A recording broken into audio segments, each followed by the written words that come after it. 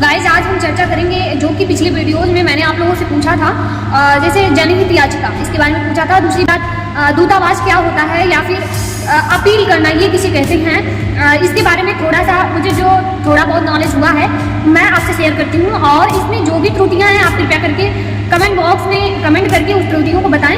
और मैं ऐसे ही ज़्यादा गहराई से इसके बारे में नहीं जानी थी, लेकिन फिर भी जो भी मैं जानकारी मुझे हुई है उसको मैं शेयर करूँगी। आप क्लियर करिएगा कि वो जानकारी सही है कि नहीं।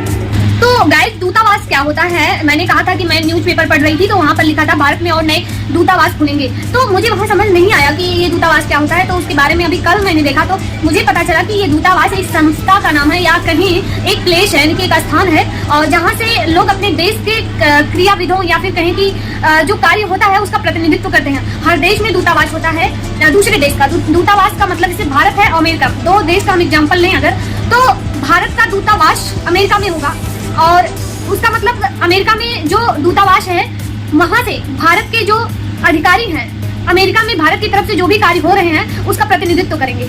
उसी प्रकार अमेरिका का दूतावास भी भारत में होगा और जो अमेरिका का जो भी कार्य है या फिर जिस प्रकार का उसका कार्य क्षेत्र है उसका प्रतिनिधित्व करने के लिए अमेरिका का दूतावास भारत में होगा। इसी तरीके से हर देश का दूतावास एक दूसरे देश में होता है। जो मुझे नॉलेज हुई वो मैंने शेयर किया, और आगे क्या है या कुछ त्रुटि है तो कृपया बताएं।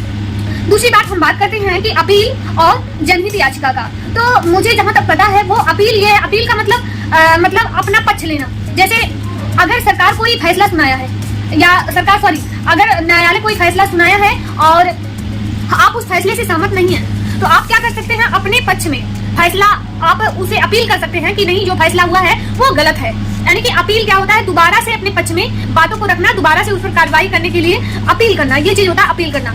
दूसरी बात जो जनहित याचिका के बारे में हमें जानकारी हुई है वो थोड़ा सा मुझे डाउटफुल है, लेकिन फिर भी मैं बता रही हूँ, शेयर कर रही हूँ। जो भी मतलब उसमें जो त्रुटियां होंगी आप कमेंट से करके मेरी हेल्प करिएगा। जनहित याचिका जो होता है वो किसी व्यक्ति का जो पीड़ित व्यक्ति है, जैसे किसी भी चीज के लिए कोई पीड़ित है, किसी पे अत्याचार हो रहा है लेकिन वो जाके न्यायालय नहीं जा रहा है किसी भी कारण से, चाहे वो गरीबी हो चाहे जानकारी ना होने के कारण, तो वो पीड़ित व्यक्ति की तरफ से जो तीसरा इंसान है वो न्यायालय में उस पीड़ित व्यक्ति की तरफ से अपना मतलब एक प्रकार से न्याय दिलवाए या वो चीज एक याचिका दे।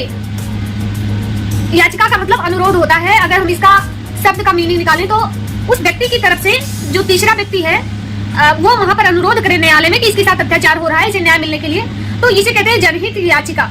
जनहित याचिका में क्या होता है, पीड़ित व्यक्ति स्वयं नहीं न्यायालय तक पहुंचता, तीसरा व्यक्ति पहुंचता है। तो इस प्रकार से हमें जो नॉलेज था हमने आपके साथ शेयर किया, और इसमें कितना सही है थोड़ा डाउट है क्योंकि अच्छे से मैंने देखा नहीं था, लेकिन फिर भी ऐसे मोटा मोटी तौर पे देख लिया। तो जो भी है उसे कमेंट बॉक्स में करिए कि अगर सही है फिर भी, और नहीं गलत है तो क्या गलत है, ओके, और सही चीज क्या है उसका कमेंट बॉक्स में कमेंट करिए। थैंक यू सो मच, मिलते हैं नेक्स्ट वीडियो में।